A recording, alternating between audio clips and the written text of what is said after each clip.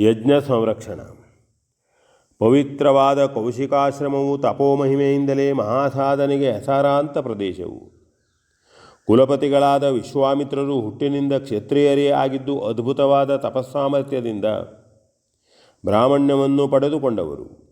ಅಲ್ಲದೆ ಸತತವಾದ ಸಾಧನೆಯಿಂದ ಅದನ್ನು ಸಾಧಿಸಿಕೊಳ್ಳುವುದಕ್ಕೆ ಸಾಧ್ಯವಿದೆ ಎಂದು ಜಗತ್ತಿಗೆ ತೋರಿಸಿಕೊಟ್ಟವರು.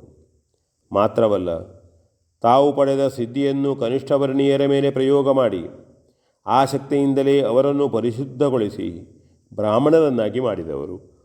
ಮೇಲಾಗಿ ಆ ಪ್ರಾಯೋಗಿಕ ಪರೀಕ್ಷೆಯಲ್ಲಿ ತಮ್ಮ ಸಿದ್ಧಿಯ ಪರಮಸತ್ಯವನ್ನು ಕಾಣಿಸಿಕೊಟ್ಟು ಆ ಮಹಾಸಾಧನೆಯ ಮಂತ್ರದ್ರಷ್ಟಾರರಾಗಿ ಬ್ರಹ್ಮರ್ಷಿಗಳೇ ಆದ ಪೂಜನೀಯರು. ಆಶ್ರಮದಲ್ಲಿ ಅದರ ಹಿರಿಮೆಗೆ ತಕ್ಕಂತೆ ಯಜ್ಞಯಾಗಾದಿಗಳು ಧರ್ಮಜಿಜ್ಞಾಸೆಗಳು ಅಡಿಗಡಿಗೆ ಜರುಗುತ್ತಿದ್ದವು. 100 ಶಿಷ್ಯರಿಗೆ ನಿರಂತರವೂ ಪ್ರವಚನಾಧ್ಯಯನಗಳು ನಡೆಯುತ್ತಿದ್ದವು. ಒಟ್ಟಿನಲ್ಲಿ ಅದೊಂದು ಜ್ಞಾನಪಿಪಾಸಿಗಳು ಯಾತ್ರಾಸ್ಥಳವೆಂದು ಪರಿಗಣಿಸಲ್ಪಟ್ಟಿತ್ತು. ಆದರೆ ದುಷ್ಟ ರಾಕ್ಷಸರು ಪ್ರಬಲರಾಗಿ ಈ ಪುಣ್ಯಾಶ್ರಮವನ್ನು ನುಗ್ಗಿ ಅಡಿಗಡಿಗೆ ಹಾವಳಿ ಮಾಡುತ್ತಿದ್ದರು. ಈ ಬಾಧೆಯ ಪರಿಹಾರಕ್ಕೆ ಕಾಲವು ಅನುಕೂಲವಾಗಿಲ್ಲವೆಂದು ಮನಗಂಡ ವಿಶ್ವಾಮಿತ್ರರು ತನ್ನ ಮಂತ್ರಶಕ್ತಿಯ ಬಲದಿಂದ ದಿಗ್ಬಂಧನವನ್ನು ಮಾಡಿ ಆಶ್ರಮವನ್ನು ರಕ್ಷಿಸುತ್ತಿದ್ದರು. ಆದರೂ ಬಂದು ಹೋಗುವವರ ಮೇಲೆ ಹಾವಳಿಯೂ ತಪ್ಪುತ್ತಿರಲಿಲ್ಲ.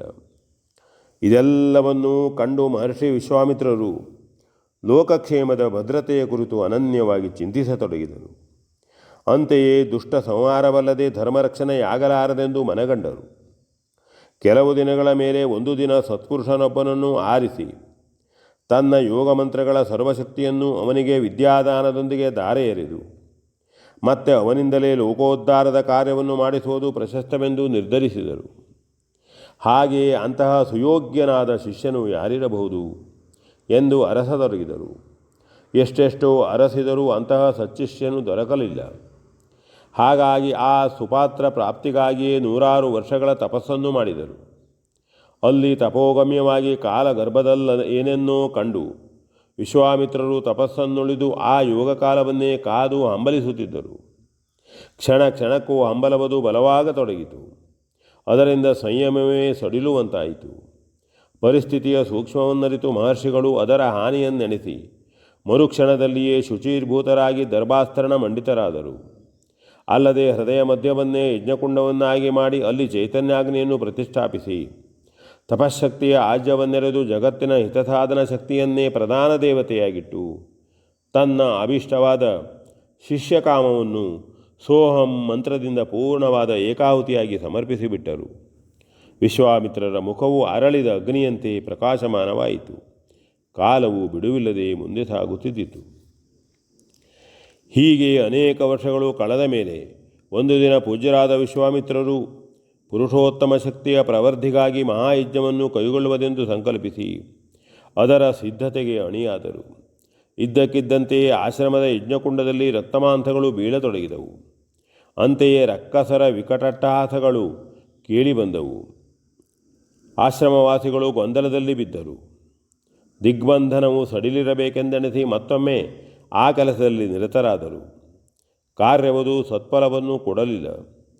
ಮಂತ್ರವು ಫಲಕಾರಿಯಾಗದಿರುವುದನ್ನು ಗಮನಿಸಿದ ವಿಶ್ವಾಮಿತ್ರರು ಬಹುವಾಗಿ ಆಲೋಚಿಸತೊಡಗಿದರು.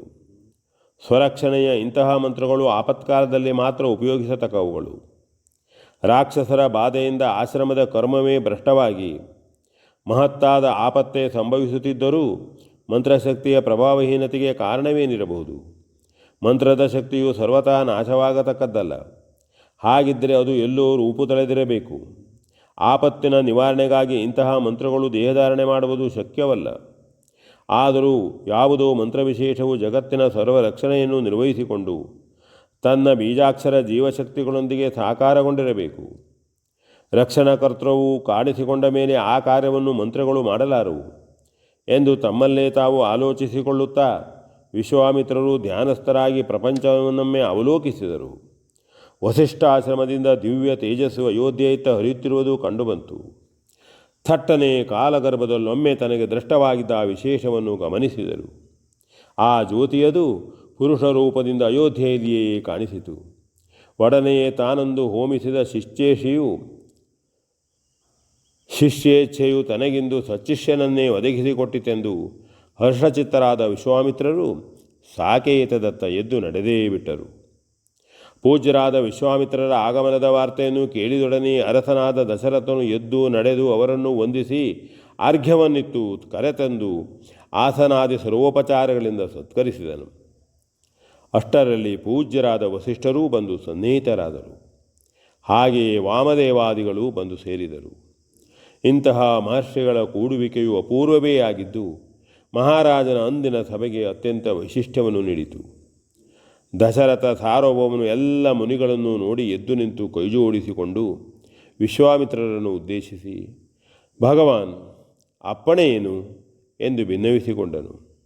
ವಿಶ್ವಾಮಿತ್ರರು ವಸಿಷ್ಠರ ಮುಖವನ್ನೊಮ್ಮೆ ಪೂಜ್ಯ ಭಾವದಿಂದಲೇ ನೋಡಿ ಅರಸನನ್ನು ಕುರಿತು, ರಾಜೇಂದ್ರ, ತಪಸ್ವಿಗಳಾದ ನಮಗೆ ನಮ್ಮ ಸಿದ್ಧಾಶ್ರಮದಲ್ಲಿ ಆಶ್ರಮ ಕರ್ಮಗಳನ್ನು ಪೂರೈಸುವುದೇ ದುಸ್ತರವಾಗಿದೆ. ದುಷ್ಟ ರಾಕ್ಷಸರ ಬಾಧೆಯು ಅತಿಯಾಗಿದೆ. ಯಜ್ಞಾದಿ ಕಾರ್ಯಗಳು ನಡೆಯುವಂತೆಯೇ ಇಲ್ಲ. ಆದರೂ ಪ್ರಕೃತ ಮಹದ್ವರವೊಂದನ್ನು ಸಂಕಲ್ಪಿಸಿಕೊಂಡಿದ್ದೇನೆ. ನಮ್ಮ ಆಶ್ರಮದಲ್ಲಿ ಅದು ನಡೆಯಬೇಕಾಗಿದೆ. ಬಹುಕಾಲದವರೆಗೆ ಪುತ್ರಭಾಗ್ಯವಿಲ್ಲದ ನಿನಗೆ 4 ಮಂದಿ ಮಕ್ಕಳು ಹುಟ್ಟಿರುವರಂತೆ.